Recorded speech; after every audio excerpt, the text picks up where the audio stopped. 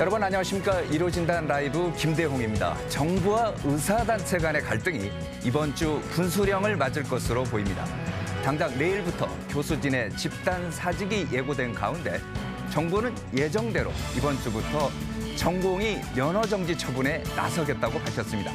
여기에 고물가와 고금리로 서민과 기업들의 고통도 계속되고 있습니다. 오늘 이루어진단 라이브에서는 성태윤 대통령실 정책실장과 함께 긴박하게 돌아가는 의대 증원 사태와 물가, 부동산 등 국민의 삶과 직결된 정부 정책들을 심도 있게 분석 진단해 보겠습니다. 먼저 저희가 준비한 영상 보시고 대담 이어가겠습니다.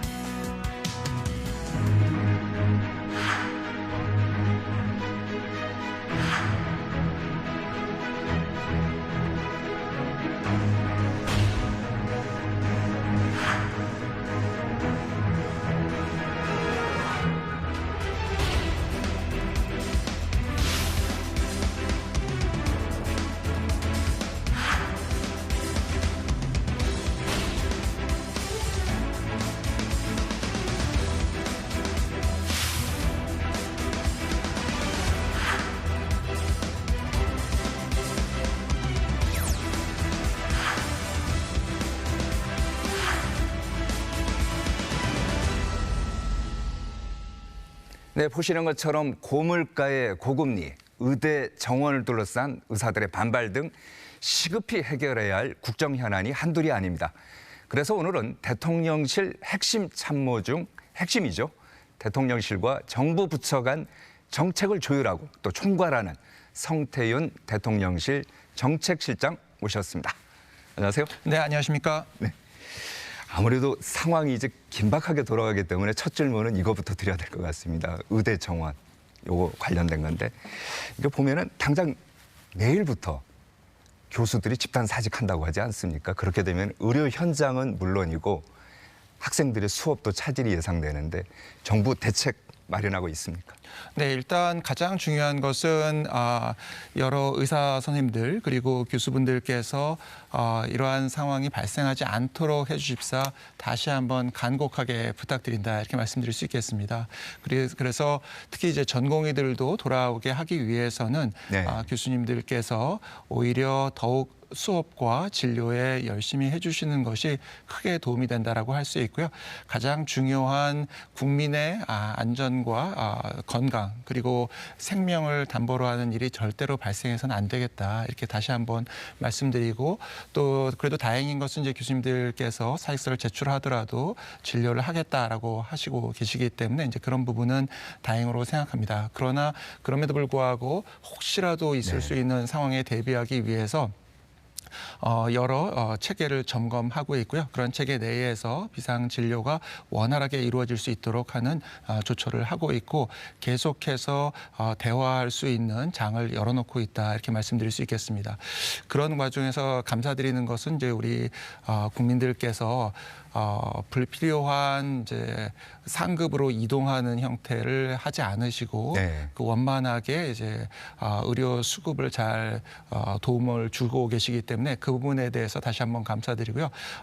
이러한 부분들에 있어서의 계속적인 협조를 부탁드린다라고 말씀드리겠습니다.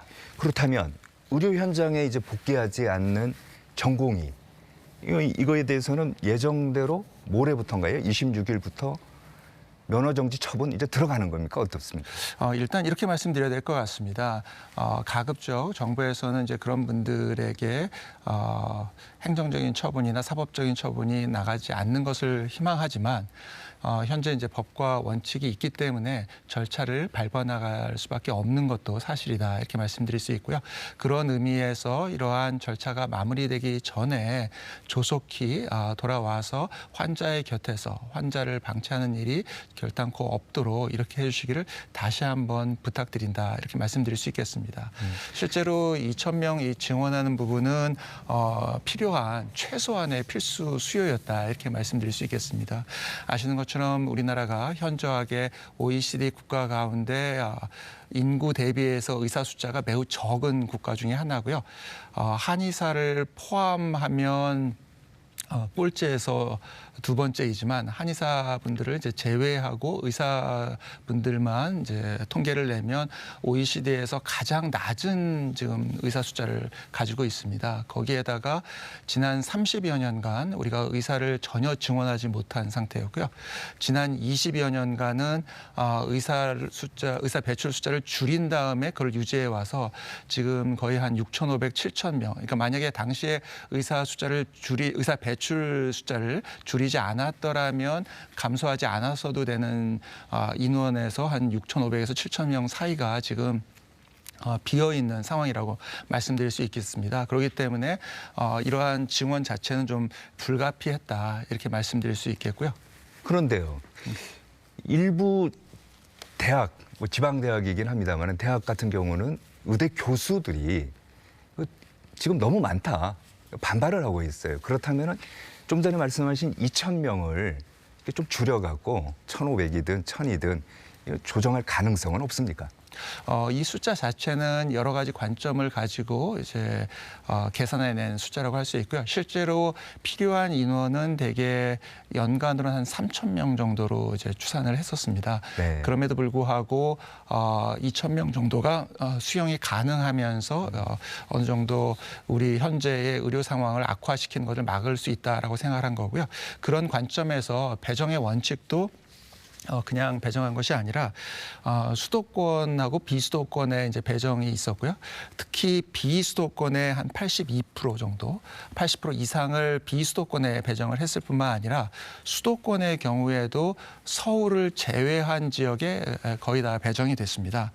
참고로 말씀드리면은 서울은 아까 말씀드렸던 이 OECD 평균적인 인구 대비 의사 숫자에 근접해 있습니다. 네. 그렇기 때문에 서울의 경우에는 배정을 하지 않았고요.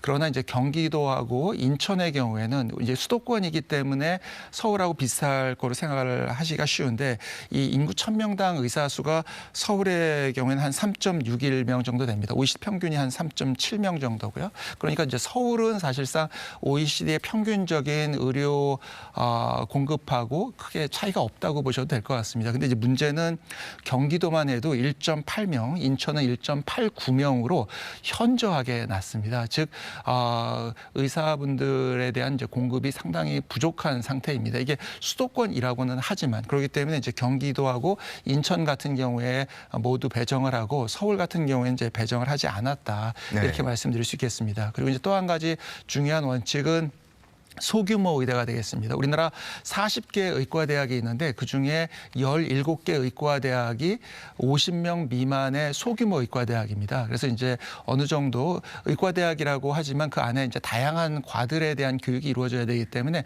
어느 정도 규모를 만드는 것이 필요하고요. 대개 이제 미국이나 유럽의 의과대학이 평균적으로 150여 명 또 뭐 좀 많게는 한 200여 명 가까이 이렇게 평균적으로 유지를 하고 있습니다. 이제 학년당 인원이. 근데 이제 우리나라 경우에는 너무 소규모 의과대학이 많았기 때문에 이제 이 의과대학들을 어느 정도의 적절한 규모의 교육이 이루어질 수 있도록 하는 이제 그런 부분이 있고요. 네. 특히 이번에 보면 이제 인원 배정을 얘기를 하셨는데 지역의 거점 국립대학에 주로 배정이 됩니다. 그러니까 거점이 돼서 그 해당 지역에서 마치 이제 지금 우리가 흔히 말하는 이제 빅5 병원 이번에도 지금 제일 문제가 된 게 이 빅5 병원이 어려움을 겪고 또는 이제 환자를 안 보는 부분들이 늘어나니까 그러니까 다른 연쇄적으로 좀 어려움이 있는 상황이거든요. 그런데 이런 빅5급의 병원들이 각 지역에 하나씩은 비교적 존재하도록 만드는 게 중요하다고 생각하고 그렇게 하기 위해서는 거점 국립대학에 집중적으로 인원을 배정하고 해당 병원에서 해당 의과대학에서 인원을 배치해내는 것이 이제 중요하다 이렇게 생각을 했던 부분이 있다라고 보시면 될 것 같습니다. 이제 한마디로 얘기하면 2,000명에서 더 줄이거나 수정할 생각은 없다. 네, 현재까지는 그런 상황이고요. 네. 2035년에 한 10,000명 정도 일단 지금 부족한 것을 그러니까 현재의 의료 상황을 그대로 유지하더라도 즉 현재 의료 상황은 여러 가지 문제가 있는데 그걸 유지하더라도 10,000명이 부족한 상황인데 그거를 메꾸기 위해서는 연간 한 2,000명 정도의 배출은 필요한 상황으로 이렇게 보고 있다고 말씀드릴 수 있겠고요. 하나는 이제 5년 정도 이후에 필요하다면은 이제 인원에 대해서 좀 더 볼 수는 있지만 있지만 지금 당장은 이 인원을 변경시킬 계획은 없는 것으로 알고 있습니다. 알겠습니다. 자, 이 정도로 하고요. 과학계 R&D도 이제 핫한 이슈 아닙니까? 근데 실장 밑에 보면은 과학 수석이 이제 새로 생겼어요. 그만큼 정부에서도 이제 과학에 대해서 이제 관심이 있는데 문제는 올해 R&D 예산을 줄여버린 거거든요. 이 R&D 예산 다시 늘어날 가능성이 있습니까? 어떻습니까? 뭐 이렇게 말씀드릴 수 있겠습니다. 이제 과거에는 과학기술 수석이 존재하지 않았고요. 이제 제가 정책실장으로 온 이후에 이제 과학기술 수석께서 이제 새로 임명이 되었습니다. 그래서 이제 과학기술 수석이 존재하고 과학기술 수석이 R&D 관련된 분야를 총괄적으로 하는 부분이 되겠습니다. 그래서 R&D 관련해서 있었던 이제 예산을 좀 더 합리화하는 과정이 있었다고 생각이 들고 이제 그런 과정이 있었기 때문에 대폭적인 형태의 R&D 증액이 있을 것으로 지금 생각을 하고 있습니다. 그래서 그리고 그 R&D는 정말로 이제 R&D답게 사용되는 쪽에 사용될 수 있도록 하고 그 과정에서 학계를 비롯해서 이제 연구계와의 직접적인 소통이 필요하기 때문에 이제 그런 인력이 되실 수 있는 분들로 채워져 있다 이렇게 말씀드릴 수 있겠습니다. 그래서 이제 예를 들면은 과학기술 수석 같은 경우에는 이제 서울대학교 이제 자연과학대학의 교수를 하시던 분을 이제 모셔왔고요. 그래서 이제 그분이 주로 이제 이공계를 이해하면서 R&D 관련된 이제 행정적인 정책적인 부분도 이해할 수 있는 부분으로 이제 모셨고요. 그 다음에 이제 원래 R&D 자체를 이제 총괄하는 비서관이 한 분이 있고 이외에 AI 디지털 분야를 담당하기 위한 AI 디지털 비서관을 모셔왔는데 이제 이분도 해당 분야의 전문가로서 이제 명성이 있는 분이시고요. 그 다음에 첨단 바이오 분야를 담당하는 비서관도 그런 분으로 모셔왔고 지금 이제 또 하나 이제 미래 전략 관련된 이제 R&D를 하실 수 있는 분을 추가로 지금 모색을 하고 있고요.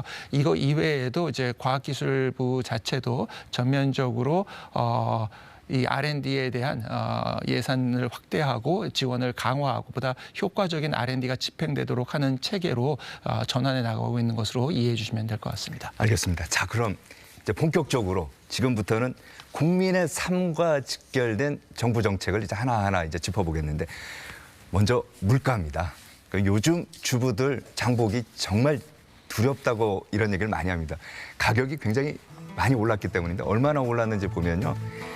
자, 지난달에 주요 품목별 물가 상승률입니다. 농산물, 채소, 전기, 가스, 서비스, 외식 뭐 다 올랐고요. 월별 소비자 물가 추이도 한번 봐볼까요? 이거 보면은 소비자 물가 상승률이 한 3%대에서 변동이 없어요. 이제 거의 유지되고 있고 위쪽에 보면은 신선식품 상승률인데 이건 엄청나게 높았거든요. 한숨만 나오는데 물가 언제쯤 잡힐 것 같습니까? 네, 이렇게 말씀드릴 수 있겠습니다. 이제 물가 지표를 좀 전에 보여주셨지만 실제로 우리나라의 이제 소비자 물가 자체는 현재 한 3% 내외까지 하락돼 있습니다.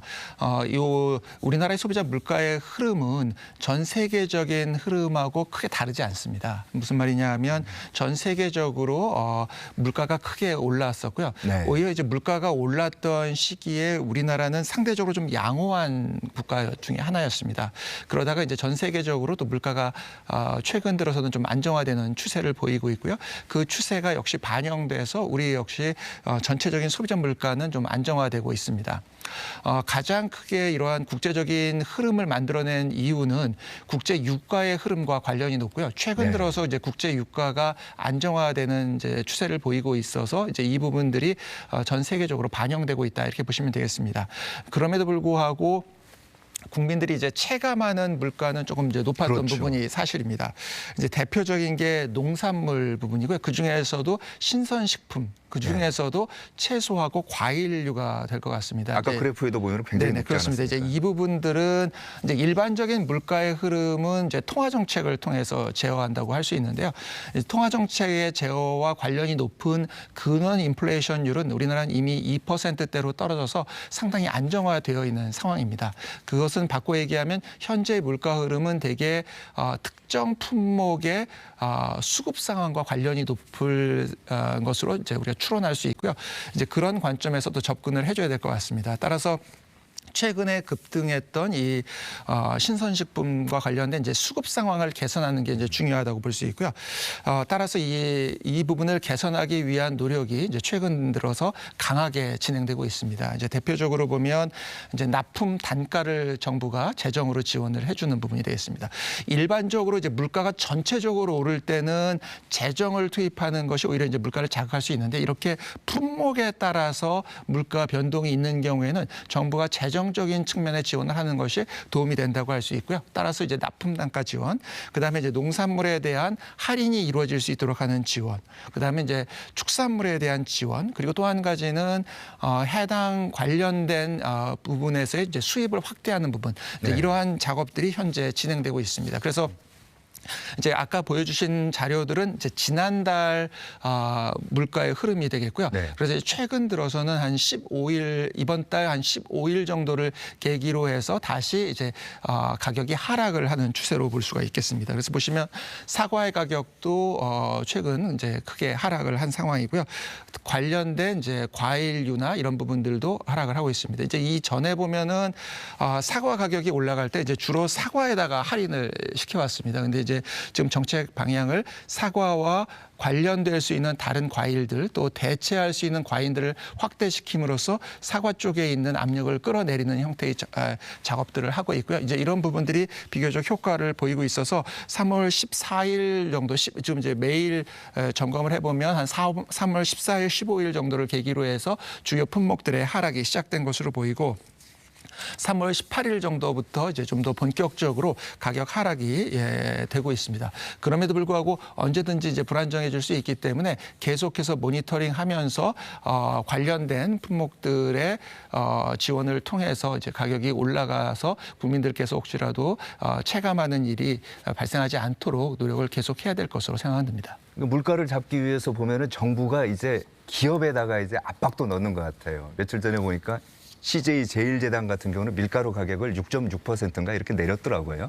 그렇다면 밀가루 말고 설탕이라든지 다른 것까지도 정부가 계속 압박을 할 겁니까? 네, 이렇게 보시면 좋을 것 같습니다. 이제 개별적인 품목에 대해서 가격을 개입하는 것은 바람직하지 않고요. 이제 그런 관점보다는 분명히 이제 국제 원자재 가격, 이제 지금 말씀드린 것들은 이제 국제 원자재 가격과 밀접하거든요. 따라서 이제 국제 원자재 가격의 흐름상에서 가격 하락이 일어나고 있음에도 불구하고 그것을 반영하지 않는다면 그거는 이제 독점적인 힘을 발휘하고 있을 가능성이 있기 때문에 이제 그런 부분에 대해서는 이제 품목에 대해서 어느 정도 정부가 역할을 할 수 있다 이렇게 생각이 됩니다. 이제 그런 관점에서 보면 가공식품이기 때문에 다 가격을 내려라 이런 관점보다는 실제 국제 원자재 가격의 흐름을 반영하고 있는지를 점검한다라는 차원에서는 접근할 수 있다 이렇게 말씀드릴 수 있겠습니다. 그러니까 설탕 같은 경우도 이제 포함이 될 수도 있겠네요. 국제 이제 원자재 가격이 조금 더 안정적으로 내려간다면 이제 반영이 될 수 있다라고 보입니다. 한국은행 보고서를 보면요, 이런 게 또 있더라고요. 물가 상승 주 원인 가운데 하나가 제조업체 기업이더라. 이거 무슨 얘기인지 저희가 이제 표를 하나 만들었는데 한번 보시겠습니다. 이제 코로나19 이전과 이후 이제 비교한 건데 기업의 가격 조정 빈도가 11%에서 15.6%로 이제 올랐고요. 상품 가격 유지 기간 이제 9개월에서 6.4개월로 훨씬 짧아졌습니다. 그만큼 기업들이 상품 가격을 더 빨리 올렸다. 물가 상승을 주도했다. 이런 분석 내용인데 기업의 가격 조정 형태, 정부에서도 좀 더 들여다봐야 될 것 같은데. 네, 뭐 정확한 지적이고요. 이렇게 보시면 될 것 같습니다. 이제 지금 말씀하신 이제 한국은행 보고는 이제 두 가지 의미가 있습니다. 이제 가격이 올라갈 때는 상대적으로 급격히 올라가지는 않는 효과가 있습니다. 근데 이제 또 바꿔 얘기하면 내려갈 때 좀 급격히 떨어뜨리지 않는 효과도 있습니다. 이제 그리고 이렇게 할 수 있는 거는 사실 이제 기업이 어느 정도의 이제 독점력을 가지고 있을 때 가능합니다. 왜냐하면 이제 기업이 경쟁에 많이 노출되어 있으면 가격의 원가의 움직임을 신속하게 반영하는 않고는 버티기가 어렵거든요. 그러나 기업이 이제 어느 정도 독점력을 가지고 있으면 그 독점 이윤을 변화시키는 형태를 통해서 가격의 전가하는 속도를 조절을 할 수가 있습니다. 그래서 이제 가격이 올라갈 때 그렇게 하는 거는 좀 바람직한데 이제 가격이 내려갈 때 충분히 반영하지 않는 건 이제 좀 전에 말씀드렸던 것처럼 해외 원자재 가격이 변화해서 이제 가격이 내릴 여력이 있는데도 변화하지 않는 거 이런 것들은 이제 바람직하지 않고 또 만에 하나 올라갈 때만큼 보다 덜 반영한다라고 하면 이제 그건 문제가 될 수 있기 때문에 이제 이런 부분에 대해서는 좀 더 정부가 역할을 할 부분이 있다고 생각되고요. 그런 관점에서 보면 이러한 형태의 가격 결정 행태의 변화는 어떤 의미에서는 이제 공정 당국에서 좀 더 역할을 할 수 있는 부분이 늘어나고 있다 이렇게 볼 수 있겠고요.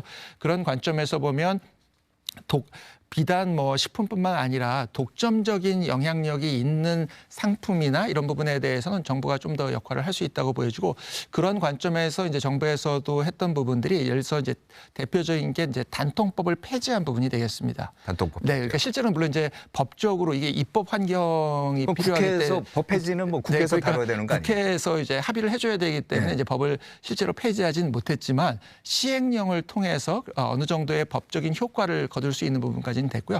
결국 이제 입법부와의 협력을 통해서 가능한 범위 내에서 계속해서 이제 이런 경쟁을 강화하고 오히려 독점적인 기업에 이득을 줄 수 있는 부분들은 줄여나가는 작업을 계속해 나가는 것이 통신뿐만 아니라 여러 분야에서 중요하다라고 생각이 듭니다. 알겠습니다. 자, 연장선상에서 우리나라 경제 상황도 한번 살펴보겠습니다. 실장께서는 경제 전문가신데 지금 우리나라 경제 어떻게 보십니까? 시청자분들께서는 경제 정말 안 좋다 이런 얘기도 많이 하시거든요.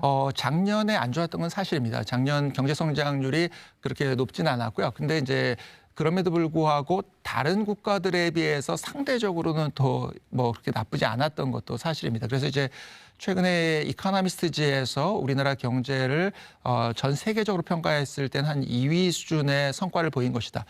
라고 이제 평가를 했습니다. 그럼에도 불구하고 국민들께서 이제 체감하기는 어려웠을 것으로 생각이 듭니다. 그 이유는 전 세계적인 일종의 이제 글로벌 서플라이 샥이라고 부르는 전 세계적인 공급 충격. 그게 이제 대표적으로 유가의 상승, 또 천연가스 가격의 상승을 매개로 해서 이루어지는 충격이 있었고요. 이 충격이 전 세계를 강타하면서 어려움이 있었습니다. 근데 이제 다행히 해당 부분의 충격이 지금 좀 완화되고 있는 상황이고요. 거기에 이제 작년 같은 경우는 좀 어려웠던 부분이 반도체 경기가 하강하는 부분까지 좀 겹쳐 있었습니다. 근데 이제 최근 들어서 반도체 경기의 개선이 특히 이제 메모리 분야 같은 경우에는 이제 상당히 좀 뚜렷하게 나타나고 있는 것으로 보이기 때문에 이런 부분들이 우리나라의 경기 회복에는 도움이 될 것으로 생각이 들고요. 그러한 영향을 반영을 해서 실제로 지금 이제 고용률이나 그다음에 고용률은 거의 역대 최고 수준을 보이고 있습니다. 그래서 이제 그런 부분은 이제 크게 개선이 됐고요. 또 다행인 것은 수출 부분이 상당히 이제 개선이 되고 있기 때문에 현재의 경기 회복세가 지속된다라고 하면 전반적인 이제 경제 성장률을 회복하는 데도 도움이 될 것으로 생각이 됩니다.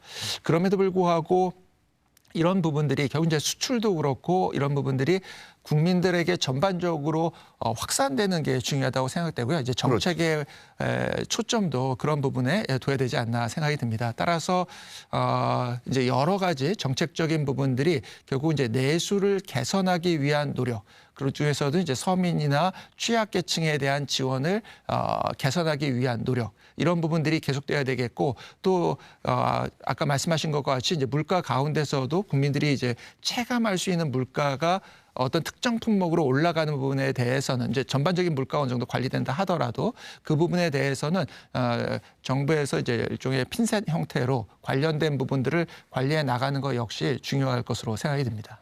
자, 말씀하신 것처럼 소비자들이 체감하는 내수 회복이 이제 무엇보다 중요한 것 같은데요.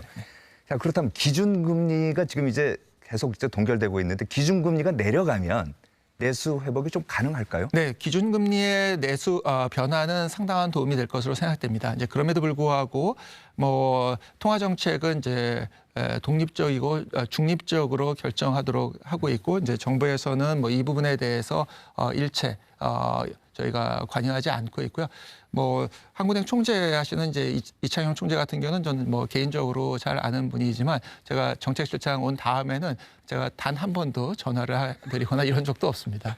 그래서 이제 당연히 중립적으로 결정을 하실 것으로 믿고 이제 네. 그런 의미에서 이루어져야 된다고 생각이 되고요.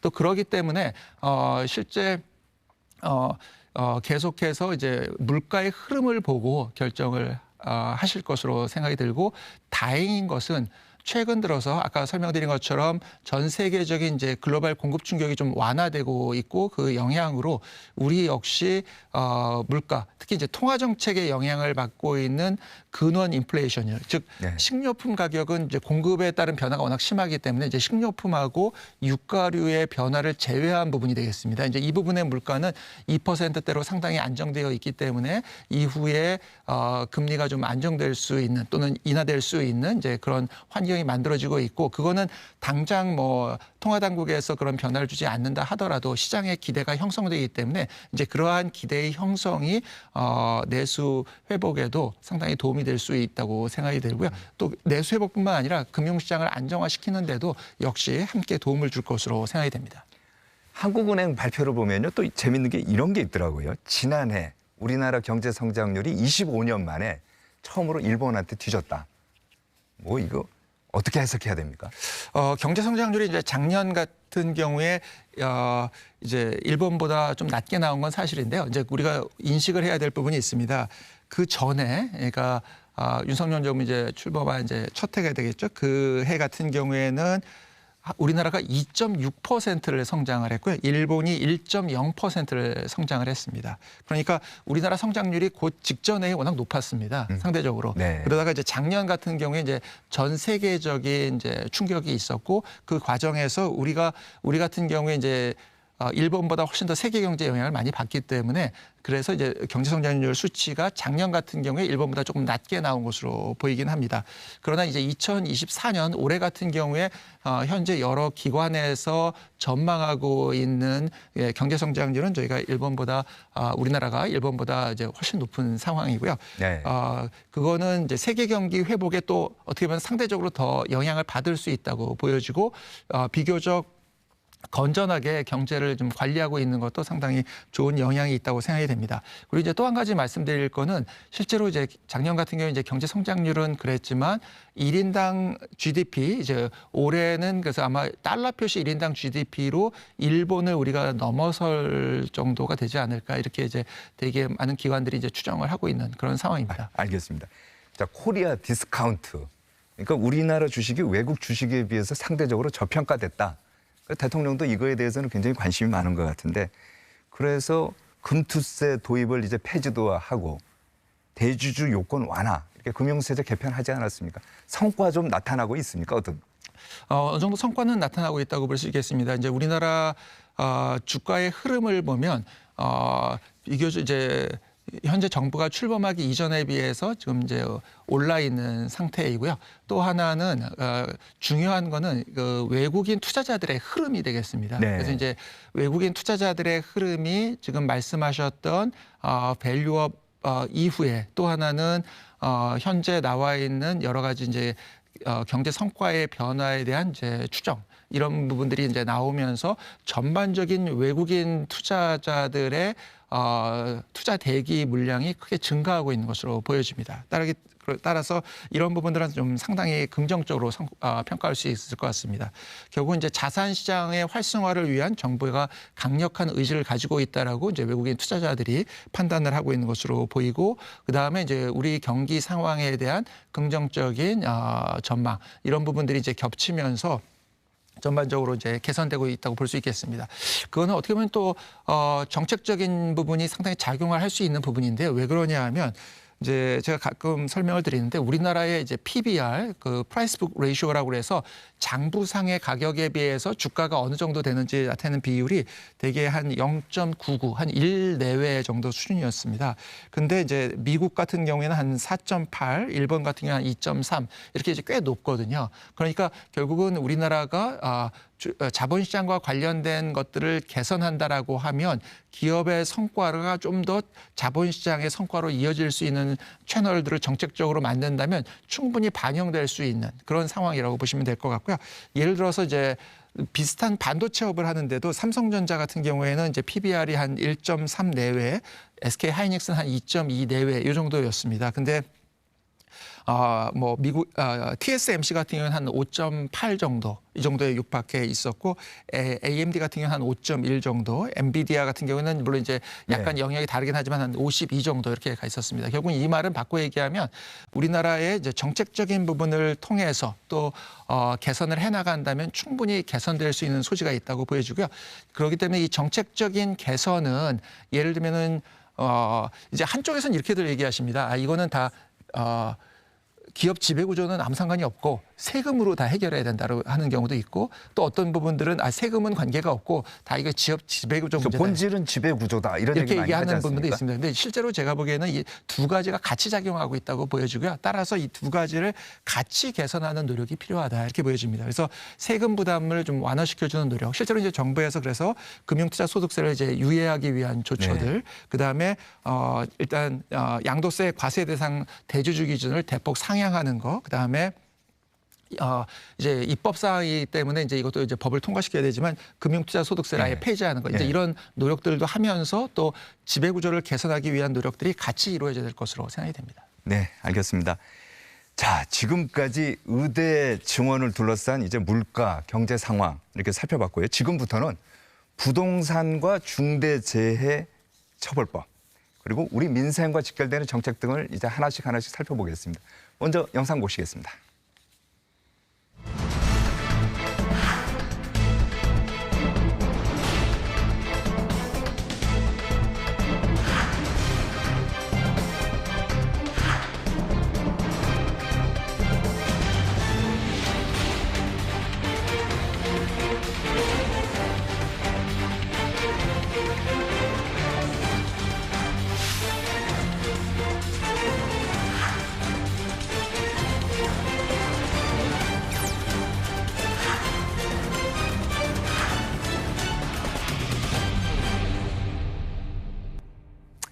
네, 날이 풀리면서 이사 가시는 분들 참 많으실 텐데 서울 아파트 전셋값 보면은 깜짝 놀라실 겁니다.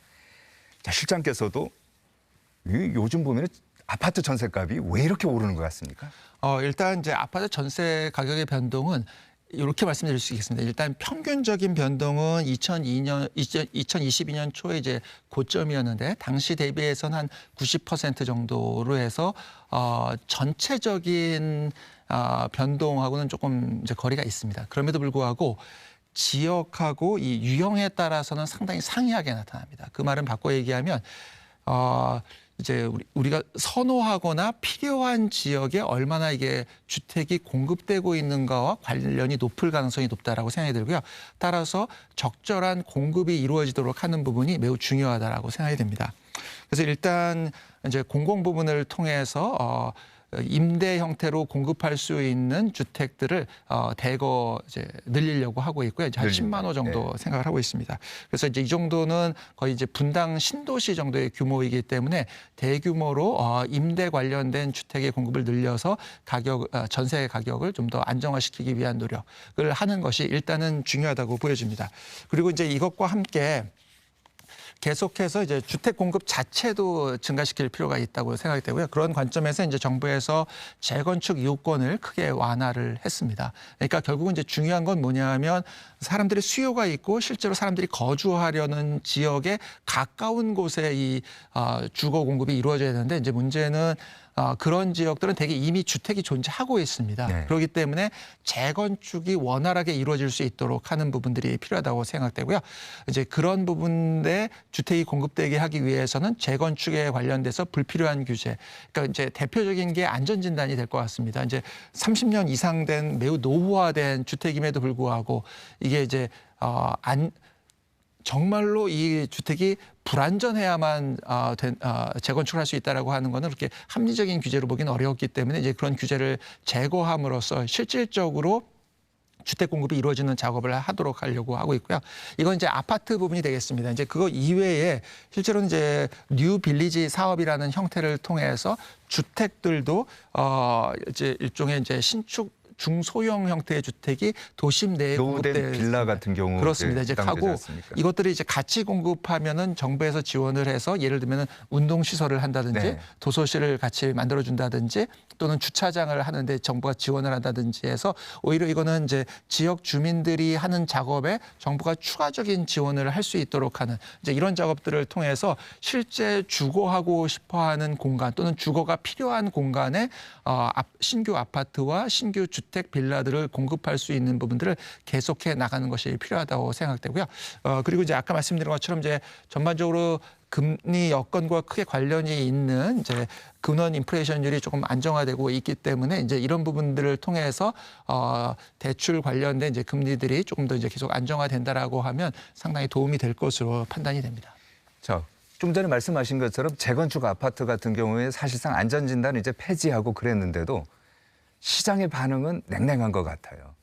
이러다 보니까 일각에서는 재건축 초과 이익 환수제를 아예 이거 폐지하자. 이게 극단적으로 이렇게도 얘기하는데 어떻게 생각하십니까? 재건축 초과이득 환수제를 폐지하면 도움이 되는 것은 맞습니다. 그런데 이제 역시 이제 이런 부분들은 어느 정도의 사회적인 좀 합의가 이루어져야 되는 부분이라고 생각은 들긴 합니다. 왜냐하면 이제 부동산 경기 자체를만을 위해서 어쨌든 자본 이득이 발생한 부분에 대해서 아예 부담금을 안 내게 하는 부분에 대해서는 문제 제기를 할 수 있는 여지도 있다고 보여지기 때문에 어느 정도의 합의가 필요하다고 생각되고요. 그거보다는 현재 상태에서 불필요한 규제를 제거하는 형태로 접근해 나가는 것이 타당성이 있다고 생각되고 그것이 이제 대표적인 게 안전 진단이 될 것 같고요. 또한 말씀드린 이제 단독주택 같은 경우에는 추가적으로 오히려 이제 정부가 지원하는 형태를 통해서 보다 나은 주택을 소유하실 수 있도록 만들어가는 과정이 일단은 우선적으로 돼야 되지 않나 생각이 듭니다. 알겠습니다. 이제 가계부채 가장 큰 부분을 차지하는 게 뭐냐 이렇게 보면은 주택담보대출 얘기 많이 나오지 않습니까? 근데 이 주담대 연체가 최근 이제 증가세를 보이고 있어요. 이렇게 되면은 소비하고 성장에도 이제 발목을 잡을 것 같은데 실장께서 보시기에 주담대를 포함해 갖고 가계부채 관리 이거 굉장히 중요하지 않습니까? 어떻게 하실 생각입니까? 가계부채 관리는 중요하고요. 이제 정부에서는 계속해서 우리가 이제 항상 생각을 해야 되는 파트가 뭐냐하면 그 위험 관리를 한다고 대출을 갑자기 조이면 오히려 대출이 위험해지는 경우들이 높습니다. 그래서 이제 가장 중요한 거는 실질적으로 대출이 소득 수준과 연계돼서 이루어지고 있는가를 계속 점검해 나가는 게 중요하고요. 그렇기 때문에 이제 DSR 형태의 대출 규제나 대출 건전성을 감독하는 것은 중요한데 이거를 또 인위적으로 총량을 규제하려고 하거나 이렇게 접근하는 것은 위험하다고 볼 수 있습니다. 그래서 이제 그런 방식으로는 하지 않도록 하고 있고요. 다만 이제 상환 능력이 떨어지시는 분한테 대출이 나가는 것은 관리하도록 하는 이제 이런 형태로 하고 있기 때문에 실제로 현재 주담대와 관련된 위험은 크게 높지 않은 것으로 판단이 되고 오히려 총량을 접근을 안 하고 이런 방식으로 접근을 하고 있기 때문에 올해 내에는 아마도 GDP 대비 가계부채 비율이 이제 과거와 달리 100% 미만으로 떨어지는 쪽까지도 가능하지 않나 이렇게 조심스럽게 전망을 해보고 분모를 있습니다. 이제 분모를 키우고 요 대출의 이제 성격을 대출에 대한 개별 성격에 따른 관리를 강화해 나가서 그게 결과적으로 총량을 줄이는 형태로 될 수 있지 않나 이렇게 조심스럽게 전망을 해봅니다. 그래서 이제 그게 상당히 긍정적인 신호가 될 수 있을 것으로 보여지고요. 오히려 이제 그거보다 더 중요한 게 이제 얼마 전에 대통령께서 민생 토론에서 이제 이야기를 하신 건데 이 공시 가격 같은 거를 이제 현실화한다는 이유고 이제 과거에 지난 정부에서 이제 한 것이 실제로 이제 주택을 가지고 계신 분들한테 상당한 부담을 줬습니다. 그렇게 되면은 이제 문제가 대출 상환 능력도 그렇고 세금 내는 능력도 그렇고 이런 부분들을 크게 약화시킬 가능성이 있습니다. 그래서 이제 오히려 이러한 부적절한 형태의 공시가격 현실화 같은 부분들을 전면 폐지하는 이제 이런 정책적인 접근을 통해서 가는 것이 오히려 도움이 되지 않을까 생각합니다. 일부에서는 공시가격 현실화를 이렇게 폐지하는 게 전면 폐지하는 게 조세 형평에도 안 맞고 부자 감세 아니냐 이런 비판도 있거든요. 이렇게 보시면 좋을 것 같습니다. 이제 이 공시가격 과거에 세율을 만들 때 공시가격이 높지 않은 세율을 바탕으로 해서 이 부동산 세율이나 이런 것들이 결정이 되어 있었습니다. 왜냐하면 이제 실제로 내는 세금을 어떻게 만들지는 공시가격에다가 세율을 곱하는 건데 이 공시가격이 기본적으로 낮다라는 가정하에서 세율을 만들어 놓은 거거든요. 근데 이 공시가격만 급격히 높이게 되면 실제로는 세금 부담이 엄청나게 늘어나게 됩니다. 이렇게 되면은 이제 부적절한 이제 상황이 되고 만약에 지금 앵커께서 말씀하신 것처럼 공시가격을 현실화하려면 실제로 과거에 이 낮은 공시가격을 기준으로 했던 세율 자체를 떨어뜨리는 작업을 하고 해야 되거든요. 근데 이제 이 작업이 현실적으로 또 여러 입법 사항이 있기 때문에 이제 어렵단 말이죠. 그런데 이것만 올리는 작업을 하게 되면 국민들에게 과중한 부담을 지울 뿐만 아니라 실제로 부동산 시장이나 이런 데를 어렵거나 위험하게 만들 수도 있습니다. 그래서 이제 이거는 전면적으로 폐지하는 게 일단은 맞다고 생각이 되고요. 또 문제는 이 공시가격에 연계해서 각종 건강보험료나 복지 혜택들이 되어 있어서 우리가 생각하는 이게 이제 부자가 아닌 분들에게도 상당히 심각한 영향을 미치는 상황이 됩니다. 그래서 단순히 부자 감세는 아니다. 그렇습니다. 그렇기 때문에 이게 이제 우리가 생각하는 대개 이제 뭐 서울에서 아파트를 이제 한 채 정도 가지고 계신 분들한테도 상당한 영향을 줄 수 있는 상황이기 때문에 이러한 현실화 계획은 전면적으로 폐지하는 것이 맞지 않나 생각이 듭니다. 근데 저희들이 좀 의아한 게요. 지난해까지만 해도 윤석열 정부의 기조, 경제정책 기조하면은 건전재정. 그래서 좀 전에 말씀하신 것처럼 영국 이코노미스트지에서도 우리나라 이제 칭찬하지 않았습니까? 근데 이제 좀 전에 말씀하신 공시가격 현실화 전면 폐지 등 이건 일종의 감세 정책이라고도 볼 수 있을 것 같은데 그러면 경제정책의 기조가 이제 좀 바뀐 겁니까? 어떻게 된 겁니까? 이렇게 보시면 좋을 것 같습니다. 이제 정부가 무조건 돈을 안 쓰는 게 건전재정이고 또는 세금을 뭐 많이 걷는 게 건전재정이 이렇게 이제 접근하기보다는 우리가 이제 건전재정에 대해서 접근을 할 때 이제 중요한 것이 세금을 줄이더라도 세수가 크게 감소하지 않으면서 경제 전반의 활력을 높일 수 있는 세금은 우리가 좀 줄이는 방향으로 하고 그러나 취약계층과 사회 경제 전반에 꼭 필요한 부분에 대한 지출은 하고 이렇게 해서 경제가 선순환이 되도록 만드는 게 가장 중요한 건전재정의 이슈다 이렇게 생각이 들고요. 지금 이제 윤석열 정부에서는 이제 그런 관점을 가지고 정책을 하려고 노력을 하고 있다 이렇게 말씀드릴 수 있겠습니다. 그래서 이제 아까 말씀드렸던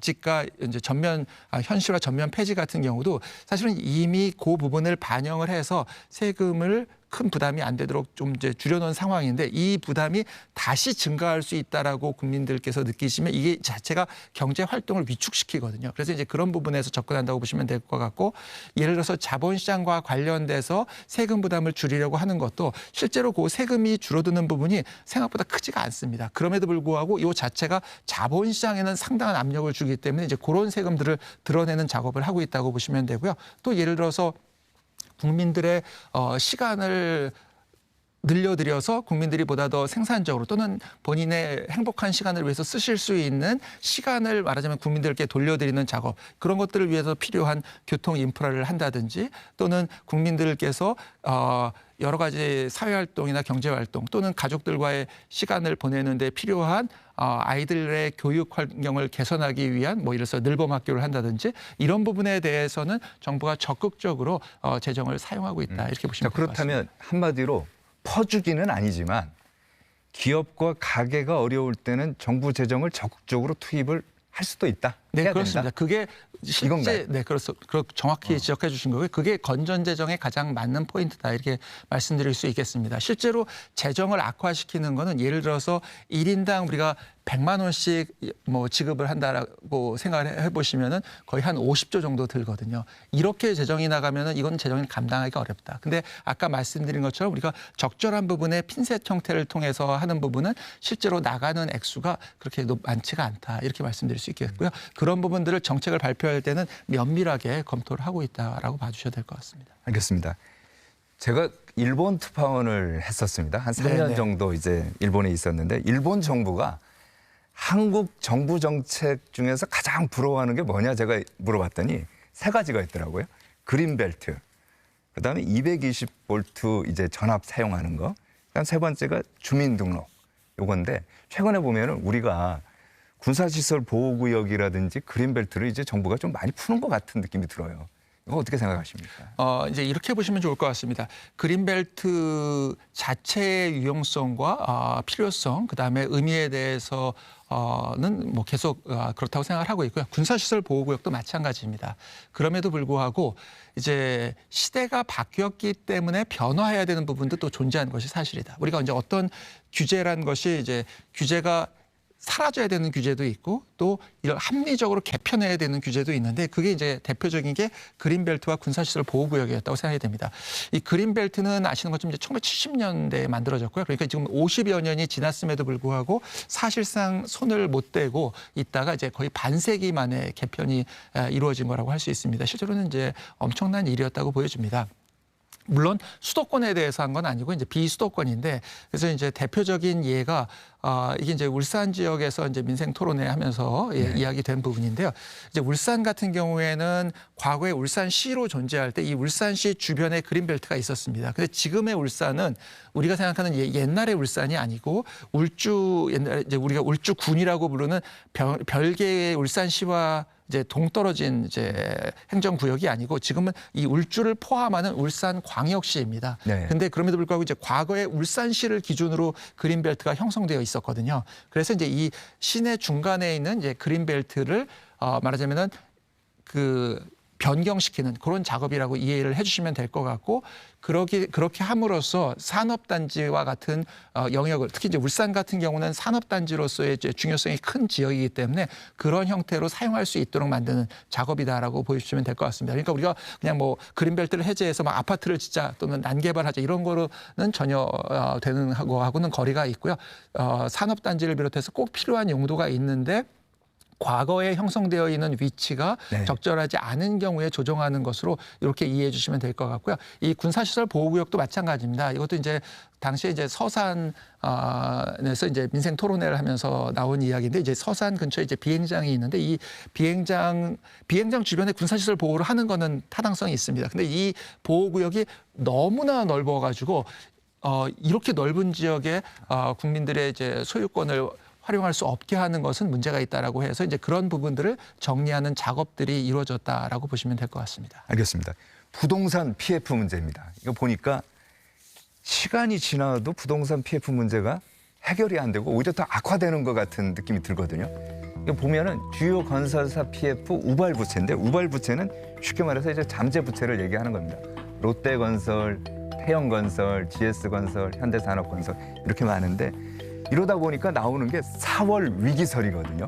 4월 위기설 어떻게 보십니까? 일단 4월에 위기가 발생할 가능성은 전혀 없다. 이렇게 제가 단언코 발생할 가능성은 전혀 없다. 네, 이렇게 단언코 말씀드릴 수 있고요. 이거는 이제 정부에서 계속해서 이제 관리를 해 나가는 과정에 있다라고 보시면 될 것 같습니다. 이제 부동산 PF가 이제 어려워질 수 있는 가장 이제 중요한 부분은 금리 환경 그리고 건설 시장의 이제 여건하고 관련이 높습니다. 그래서 이제 다행인 것은 아까 말씀드린 것처럼 금리 환경이 전반적으로 현재 그렇죠. 상당히 개선되고 있는 것으로 이제 기준금리를 변화하지 않았음에도 불구하고 이제 개선이 이제 되고 있고 또 기준금리를 변경을 포함한 전반적인 환경이 또 변화한다면 더욱 개선될 가능성이 있고 그다음에 이제 건설 부분 관련해서는 당연히 이제 무리하지 않으면서 제도적인 변화 등을 통해서 좀 개선될 수 있는 부분들을 찾아 나가고 있는 일종의 이제 규제의 합리적 개편. 그래서 규제의 합리적 개편과 결합된 금리를 포함한 금융시장의 안정화 등이 이루어지고 있기 때문에 이제 이 부분에 있어서의 위기 문제에 대해서는 뭐 전혀 그렇게 걱정하실 필요는 없다고 생각이 들고요. 또한 그럼에도 불구하고 계속해서 모니터링은 이제 중요하다라고 생각이 듭니다. 왜냐하면 이제 혹시라도 이제 브릿지론이라고 부르는데 이제 대출을 연결하는 과정에서 혹시 문제가 생기거나 이런 부분이 발생하지 않도록 감독 당국에서 철저하게 이제 모니터링은 하도록 이렇게 하고 있는 것으로 보시면 될 것 같습니다. 자, 화제를 좀 바꿔서 올 1월부터 1월 말이죠. 중대재해처벌법 이게 50인 미만 사업장으로까지 확장이 되지 않았습니까?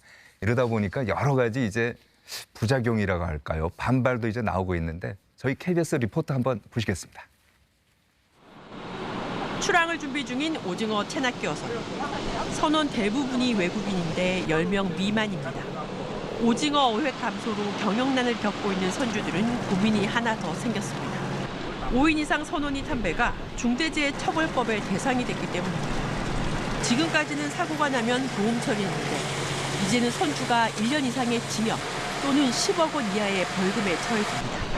이번에 중대재해처벌법 대상이 된 영근의 영세 어선은 4,900여 척에 달합니다. 우리 체납기들이 80여 척 이상이 감정해 주려고 해수부에 신청해 놓은 상태입니다. 이런 상태에서 중대재해법까지 따라온다면 더더욱 우리 오징어 업계는 조업을 포기를 하고 50인 이상의 선원이 승선해 2022년부터 법 적용을 받은 대형 선망업계 역시 어려움을 토로합니다. 바다라는 특수환경과 기상변화 같은 돌발 여건 등 어업의 특수성이 고려되지 않았다는 지적입니다. 게다가 외국인 선원을 대상으로 하는 안전교육 시스템도 부족합니다. 해상에서 발생한 사고가 육상과는 달리 즉각 대처가 안 되기 때문에 사고가 확대된다는 문제가 발생된다는 것입니다. 수협은 5인 이상 50인 미만 사업장에 대한 중대재해처벌법 적용을 2년 유예해달라고 요구하고 있습니다. 해달라고 요구하고 있는데 정책실장으로서 중대재해처벌법 결국 국회에서 다뤄야 되는 거 아닙니까? 국회 이번 선거 끝나면 바로 요구하실 생각? 저는 이 중대재해법 적용 유예를 절실히 바라고 있고요. 국회에서 당연히 재논의해 주시기를 간곡히 부탁드리는 건이 되겠습니다. 실제로 이 중대재해법 이 적용 유예와 관련해서는 매우 적극적으로 저희 입장에서는 유예되기를 희망을 했던 거고요. 그런 관점에서 이제 산업안전보건법 준수 문제 이제 야당에서 요청을 했었던 이제 죄송합니다. 그 산업안전지원청 설치까지도 받아들이겠다. 이제 이런 부분이었으면 받아들이겠다고. 그 당시에 이제 했었음에도 불구하고 이 부분이 유예되지 않은 부분에 대해서는 상당히 좀 아쉽게 생각을 합니다. 왜냐하면 이게 이제 50인 미만의 실제로는 우리는 이제 중소기업이라는 표현을 쓰지만 중소기업이라기도 하기 어려운 정도의 소상공인들이 많으시거든요.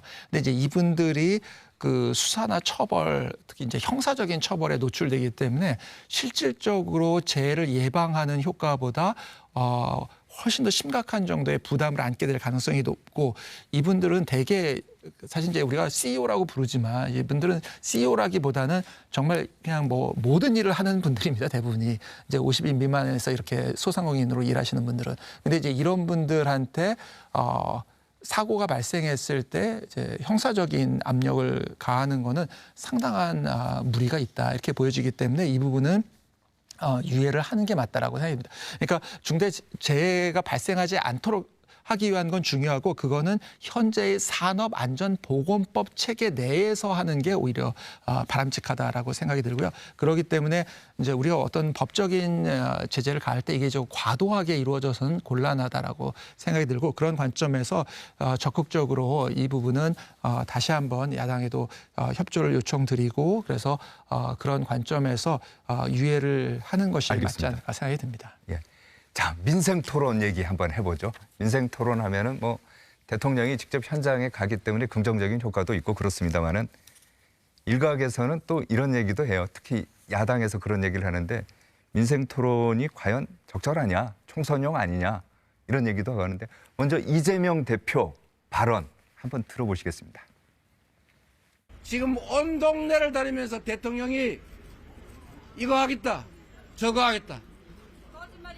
이 얘기도 들어주겠다.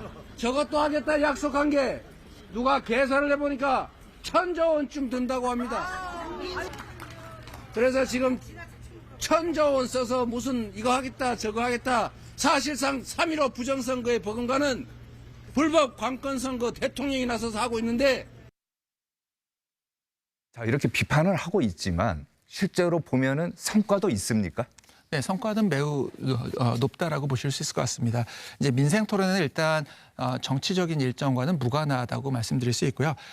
기본적으로 이제 올해 초부터 일종의 이제 업무 보고 또는 국정 과제들을 국민들과 함께 한다라는 그런 컨셉으로 기획됐다고 보시면 될 것 같고요. 이제 작년 같은 경우에는 이제 이런 국정 과제들이 전문가와 함께하는 형태로 이제 기획이 됐다라고 하면, 이제 올해는 일반 국민들과 함께한다라는 과정으로 이해하시면 될 것 같습니다. 그래서 이제 부처의 업무 보고를 업그레이드하고요.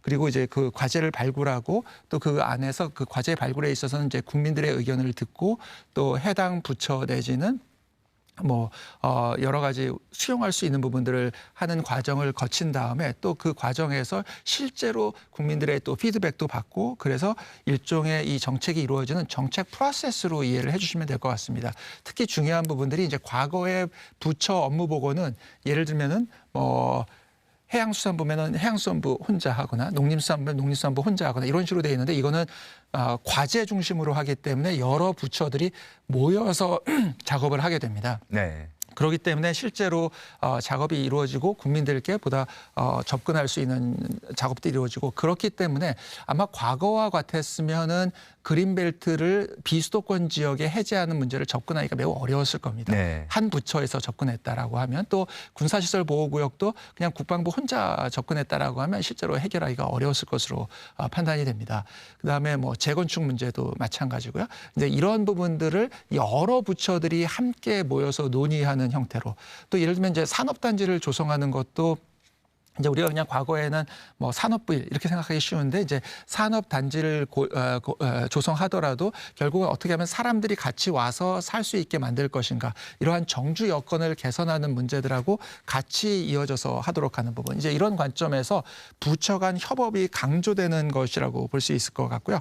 또 이제 개최 장소 같은 경우도 그래서 이제 그런 테마하고 좀 관련된 부분을 찾아서 하고 있습니다. 예를 들면 이제 재건축 규제 완화 같은 경우 대표적인 것이 일기 신도시가 있었던 일산의 이제 아파트 단지를 찾아가서 이제 하는 거거든요. 왜냐하면 그 아파트 단지 같은 경우에 일기 신도시로 실제로 이게 상당히 노후하고 국민들 그 해당 주민들이 사시기에 어려움에도 불구하고 안전진단 문제 때문에 이게 재건축이 안 되고 있었고, 또 정말로 이 파이프를 갈기도 어려운 형태의 구조를 가지고 있고, 1인당 아파트 한 채당 한 가구에 주차도 할 수 없는 그런 네. 환경이 있는 아파트를 직접 찾아가서 이것들을 어떻게 하면 개선할까, 이런 관점에서 접근을 했고요. 예를 들면 또 이제 출퇴근 30분 시대를 어떻게 이제 만들어갈 것인가에 대한 이야기를 할 때는 GTX-C 노선의 이제 기점이었던 의정부에 가서 하게 됩니다. 왜냐면 이제 네. 당시에 이제 나온 국민께서 말씀해 주신 게 의정부에서 서울에 가서 이제 일을 하는데, 예를 들어서 이제 GTX 형태 네. 이런 게 있다면 한 30분 정도의 시간을 훨씬 더 만들어낼 수 있을 것 같다. 그게 모든 국민들이 그런 30분의 시간을 어쩌면 가지실 수 있다면 정말 전체 우리 사회로 봐서는 국민들이 행복하실 수 있는 시간이 늘어나는 것이기 때문에 이제 그런 주제들에 맞는 장소를 찾아가고 있다, 이렇게 말씀드릴 수 알겠습니다. 있겠습니다. 자, 벌써 시간이 1시간이 다 돼가는데 네. 마지막 질문 드리겠습니다. 임기 중에 이것만은 꼭 하고 싶은 정책이 있다. 짧게 한번 말씀해 주시겠습니다. 네. 그 얘기를 하기에 앞서서 네. 잠깐 이제 아까 천조 얘기가 나와서 네. 이제 이 천조는 전혀 이제 천조를 정부 재정으로 한다는 뜻이 아니고요. 이제 민간 투자가 이제 예를 들어서 이재명 대표가 좀 전에 말씀한 네네, 그거는 이제 실제 재정은 그 천조의 5% 10% 이내에 해당되는 액수고요. 그걸 통해서 경제의 활력이 되는 투자를 이끌어낸다라는 그런 관점에서 접근을 한 것으로 이해를 해주시면 되겠습니다. 정부 재정하고 민간 투자하고는 이제 완전히 다른 개념이기 때문에 이제 그렇게 민간 투자가 들어간 거다, 천조에. 그렇습니다. 그래서 그거는 이제 반도체 메가 클러스터 조성하면 이제 기업이 600조 정도 이제 투자할 예정에 대한 이제 그런 거를, 그거는 재정이 들어가는 게 아니기 때문에 이제 마지막 제가 질문드린 거 답변해 주시죠. 네네. 우리가 이제 구분해서 볼 필요가 있고요. 이제 그 이야기를 드린 이유가 결국은 정부가 해야 되는 부분들은 민간에서 이러한 일들을 할 수 있도록 규제를 변화시키고 또 정부가 필요한 부분에는 재정을 투입하고 이런 작업들을 통해서 민간이 활력을 갖고 움직일 수 있도록 하는 것이 필요하다고 생각이 들고요. 그거는 결국 이제 두 가지 관점에서 이루어져야 되지 않나 생각이 듭니다. 네. 그게 이제 결국 이제 첫 번째는 그 작업을 통해서 국민께서 체감할 수 있는 정책을 만들어내겠다라는 부분이고요. 그다음에 이제 또 하나는 결국 우리 미래를 위해서 꼭 필요한 정책이라고 하면 그게 이제 뭐 의료 개혁이 됐던 다른 개혁적인 뭐 노동 개혁이 됐던 아니면 연금 개혁이 됐던 교육 개혁이 됐던 필요한 부분들을 이끌어냄으로써 국민들 우리 자신들뿐만 아니라 우리 후손들 또 우리의 또 예. 밑세대들까지 이루어질 수 있도록 하는 것이 가장 필요한 것으로 생각하고 있습니다. 네, 오늘 말씀 잘 들었습니다. 바쁘신데 출연해 주셔서 고맙습니다. 네, 감사합니다. 네. 자, 이루어진단 라이브 오늘 여기까지입니다. 시청해 주신 여러분 감사합니다. 저희는 다음 주에 뵙겠습니다.